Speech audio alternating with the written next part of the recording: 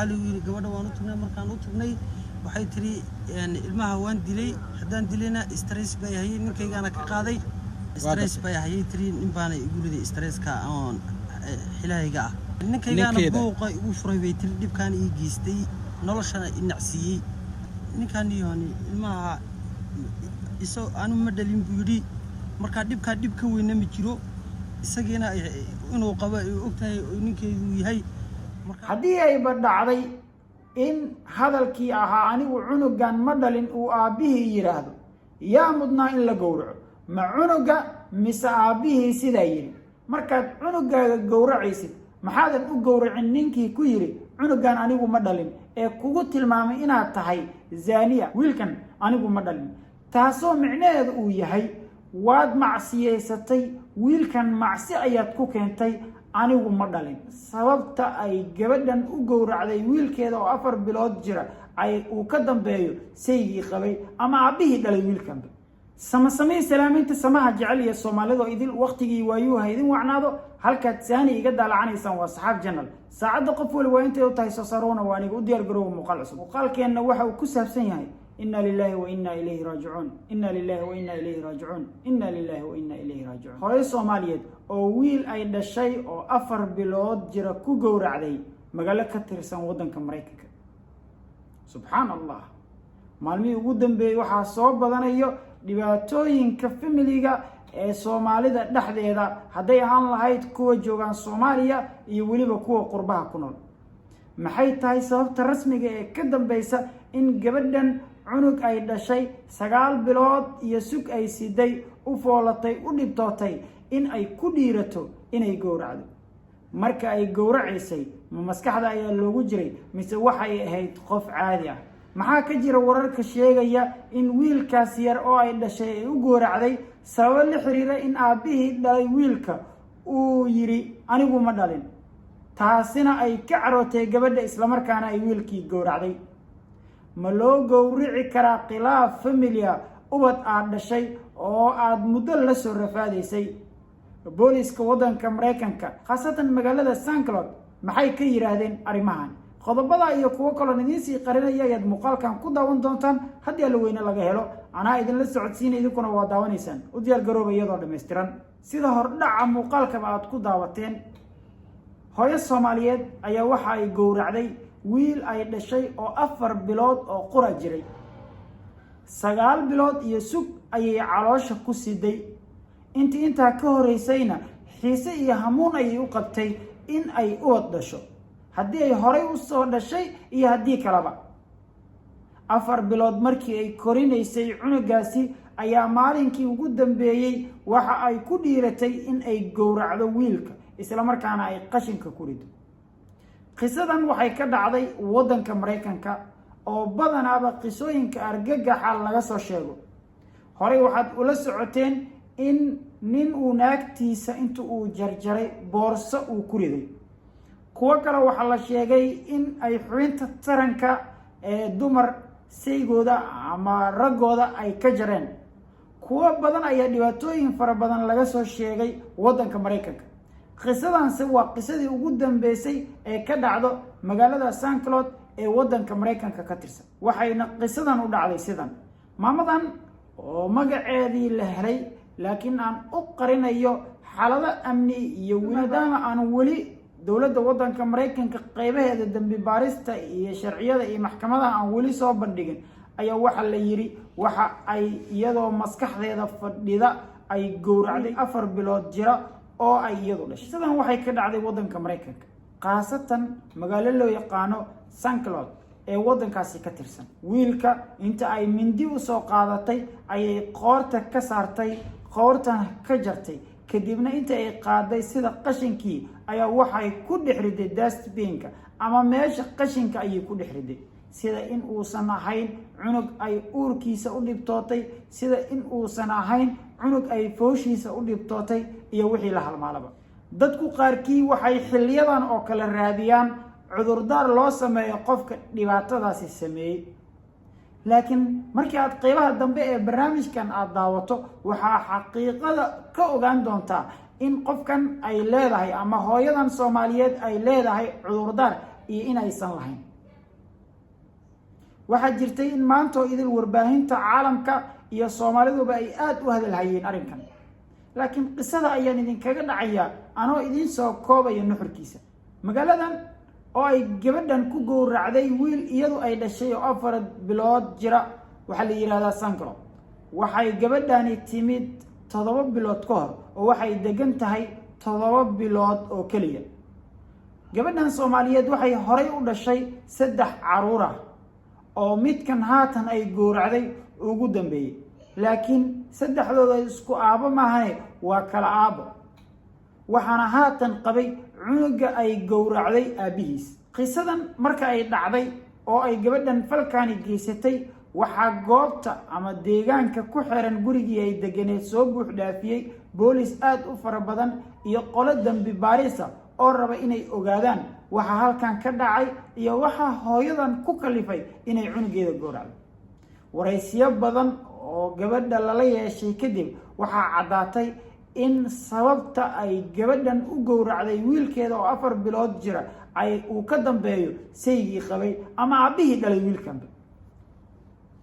waxaa suuragal inaad isweydiinayso sidee uu aabahan Soomaaliyeed isagana ugu dambeeyay in la gowraco wiilkiisa. anaa idin hayo oon idinkaga sheekeynayo. hooyadan waxa uu khilaaf kala dhaxeeyay iyada iyo wiilka ay gowracday aabihiis. muddo ayuu khilaafkan socday, laakiin ugu dambeyntii khilaafka wuxuu ku soo biyo shubtay in aabaha dhalay wiilka la gowracay uu yiraahdo wiilkan anigu ma dhalin, taasoo micnaheedu uu yahay waad macsiyeysatay, wiilkan macsi ayaad ku keentay, anigu ma dhalin. hooyadii Soomaaliyeed intaa bay ka carootay, waxayna ku ciilbaxday wiilkeedii oo ka soo go'ay jirkeeda. waxaad la socotiin hooyooyin badan oo Soomaaliyeed in iyaga oon la mehersanin ama xalaal lagu qabin la uureeyay, uurkiina ku qancay inay sidaan ay dhalaan islamarkaana haystaan, iyagoo dhibaatadii dhacday u arkayo in camal shaydaan uu ahaa, laakiin haatan cunugan ay haysato uu mas-uuliyad ka saaran yahay noloshiisa. dhacdooyin kale oo noocanna way dhaceen, laakiin horey looma arag in hooyo ay cunugeeda gowracdo iyadoo ka caraysan ninkii qabay ama aabaha dhalay wiilkaas. hooyada waxa la yiri waxa haayay waxa loo yaqaan stresska ama walaaca ama isla hadal. waxay qaadan weyday in wiilkan 4 bilood jira oo iyada dhashay aabihii dhalayna ay iyadu og tahay lana socoto, isla markaana uu isla aabihii ku yiri anigu ma dhalin wiilkan. ilaa iyo hadda ma cadda in aabaha uu soo taxliiliyey ama soo xaqiijiyey in wiilkan uusan dhalin oo uu DNA qaaday iyo inuu iska yiri. waxaa badan aabooyin Soomaaliyeed oo fududeysta ereyga ah anigu ma dhalin cunuga. in badan horey way u dhacday, laakiin natiijadeedu ma aysan noqon in cunugii la yiri anigu ma dhalin la gowraco. waa markii ugu horeysay hooyo Soomaaliyeed oo ereygaas ka caraysan ay wiil iyadoo ay dhashay ay gowracday. booliskii ayaa meesha soo buux dhaafiyey, waxay gabadhii ayay qabteen, waxay la yeesheen waraysi, deegaanka dadka ku xiran ayay waraysteen. mid ka mid a wariyaasha Soomaaliyeed ee waddanka Mareykanka ku dhaqan ayaa halkaasi tagay si uu u ogaado xaaladda dhabta ee halkaasi ka jira iyo waxa sababay in hooyadan Soomaaliyeed ay wiilkeeda gowracdo. waxaa Ilaahay u suurageliyey in ay helaan wiil qaraabo la ah gabadha wiilkeeda gowracday. waxa uuna wiilkaasi sheegay in gabadhan uu hayo stress. sababta rasmiga ee ka dambeysay in wiilkeeda ay gowracdana uu ahaa kadib markii aabihii dhalay wiilka uu hooyadii ku yiri anigu ma dhalin wiilkan, oo micnaheedu loo fahmaya sida caadada ama sida waadixa waad macsiyeysatay, meelo kale ayaad cunugan ka keentay anoo ku qaba. waxaa lagu yiri gabadha waan u tagnay, markaan u tagnay waxay tiri ilmaha waan dilay, haddaan dilayna stress bay hayay, ninkaygaana ka qaaday stress bay hayay tiri, nin baana igu riday stresska oon xilahayga ah. ninkaygaana buuqa igu furay bay tiri, dhibkaan ii geystay, noloshana i nacsiiyey. ninkaan yooni ilmaha anu ma dhalin buu yidhi, markaa dhibkaa dhib ka weyna ma jiro, isagiina inuu qabo ay ogtahay ninkeedu yahay, markaa niyo waa dhib aad u weyn arrinkaasi. sababtaas qura suuragal ma tahay inaad u gowracdo daawade adan ku weydiinayay cunug aad dhashay. dad badan oo qaybta commentiska soo galay muuqaalo badan oo lagu baahiyey baraha bulshada sida youtube-ka, facebook-ka iyo meelo kale waxa ay fikrado kala duwan ka dhiibanayeen waxa dhacay iyo wixii loo baahnaa inuu dhaco. markaan idin dhahayo wixii loo baahnaa inuu dhaco waxaan soo hadal qaadanayaa kommentiyadii ay qoreen. kuwa ugu badan waxay isku wada raaceen hadal hayn ah markaad cunugaaga gowracaysid maxaadan u gowracin ninkii ku yiri cunugan anigu ma dhalin ee kugu tilmaamay inaad tahay zaaniya ama qof macsiyeysatay oo cunuga si qalad ku keenta meesha. kuwa badan ayaa sidaa lahaa. su-aashu waxay tahay daawad maamadan ma loo cudur daari karaa? eedda dusha ma laga saari karaa ninkii yiri cunugan anigu ma dhalin? suuragalse ma tahay qof maskaxdiisa fadhiya in hooyo maskaxdeeda fadhida cunug ay ku soo silicday 4 biloodna ay korinaysay in si fudud ay u gowracdo qashinkana ay ku rido?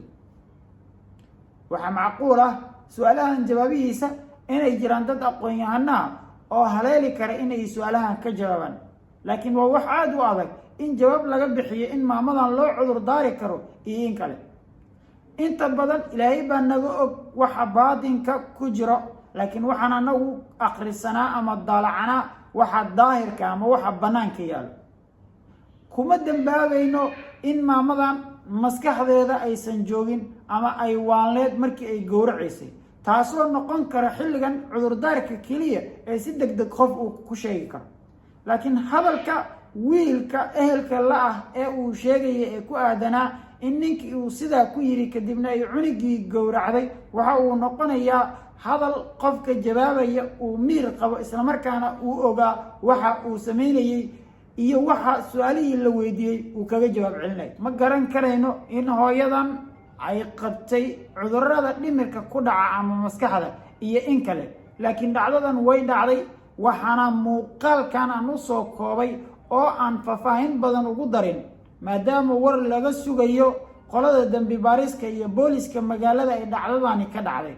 haddii intaasi in ka badan aad baahisana ay noqonayso inaad ku xadgudubtay nuqul ka mid ah artikalada ku jira saxaafadda. su-aasha ugu dambeysaan jecelahay inaan daawadayaasha ugu tago waxay tahay, haddii ayba dhacday in hadalkii ahaa anigu cunugan ma dhalin uu aabbihii yidhaahdo, yaa mudnaa in la gowraco? ma cunuga mise aabbihii sidaa yiri? waan idinkaga mahad celinayaa daawashada. anaa idinla socodsiinay idinkuna si saani ayaad u daawanayseen. samasame iyo salaamo ayaan idin leeyahay inta saacado kale aan ku kulmi doonno halkan. asalaamu ullaahi calaykum waraxmatullaahi tacaala wabarakaatu. nabadgeen.